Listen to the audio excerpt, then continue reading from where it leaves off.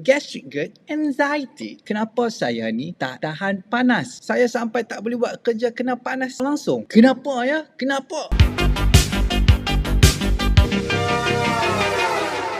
Perlu faham, tubuh badan dia nak kekalkan range suhu yang sangat kecil, iaitu daripada 37 darjah Celsius tu, dia boleh main tambah sikit, tolak sikit saja. Dia akan kekalkan sebaik mungkin. Ini dipanggil sebagai temperature homeostasis.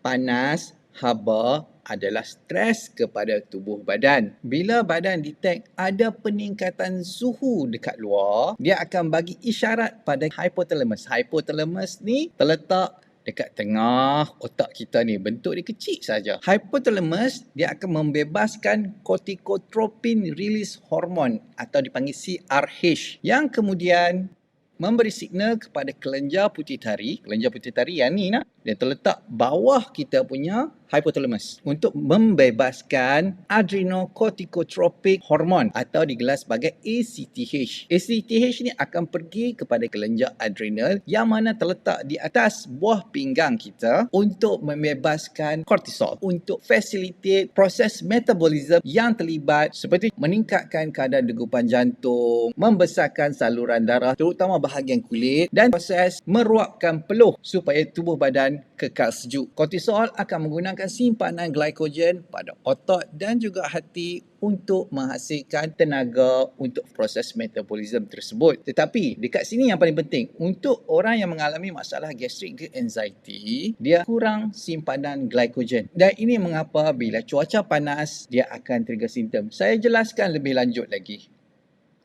Untuk mereka yang mengalami masalah gastric GERD anxiety, ianya akibat masalah leaky gut yang mana akan menyebabkan mast cell activation syndrome atau masalah leaky gut menyebabkan kurang penghasilan diamine oxidase, menyebabkan berlakunya masalah histamine intolerance. Bila ini berlaku, bukan histamin sahaja yang akan dihasilkan, dia akan juga menghasilkan agen radang yang lain seperti leukotriene dan prostaglandin. Ini akan menyebabkan tubuh badan terperangkap dalam mod simpatetik dominan secara kronik atau mod lawan atau lari dan tempoh jangka masa yang panjang. Ini akan menghalang proses penghasilan glycogen. Perlu ingat, proses penghasilan glycogen hanya berlaku jika kita berada dalam keadaan parasimpatetik iaitu rest and digest. Ini satu. Yang keduanya, bila terperangkap dalam mod simpatetik dominan, tubuh badan akan menukarkan gula kepada tenaga melalui proses glycolysis secara anaerobik. Ianya sangat tak efisien dan ianya juga akan menghasilkan hidrogen ion. Hidrogen ion ini boleh berkumpul menyebabkan berlakunya masalah acidosis. Masalah acidosis berlaku, dia akan menyebabkan keradangan dan ini punca mengapa mitochondrial dysfunction, keradangan, inflammation dan juga cellular damage. Ini akan meningkatkan reactive oxygen species menyebabkan berlakunya masalah insulin resistance. So dekat sini untuk orang gastric GERD anxiety ada dua problem. Satu, kurang penghasilan glycogen. Satu, nak menggunakan gula dalam darah tak efisien. Dan ini mengganggu proses metabolism menyebabkan kita susah nak mengekalkan suhu tubuh badan dalam julat yang sepatutnya. So dekat sini kita tahu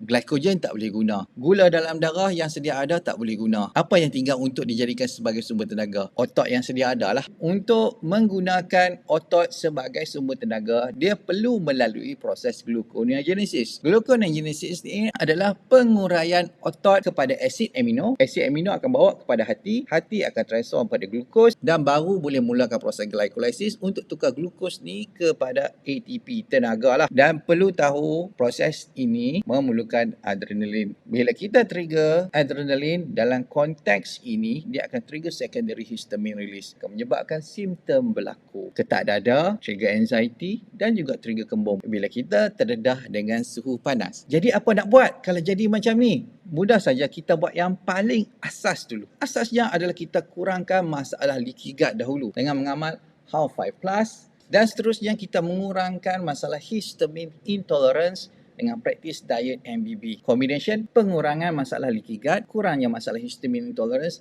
akan membolehkan tubuh badan kita lebih lama dalam mod parasimpatetik iaitu rest and digest, membolehkan kita simpan semula glycogen dan hasilnya adalah bila kita kena panas, kita ada simpanan gula yang mencukupi untuk tak trigger proses penguraian otot kepada sumber tenaga iaitu gluconeogenesis, menyebabkan tiada secondary histamine release, tiadalah masalah sesak nafas, ketak dada, kembung semasa berjemur tengah panas. Itu sahaja. Terima kasih. Selamat beramal semua.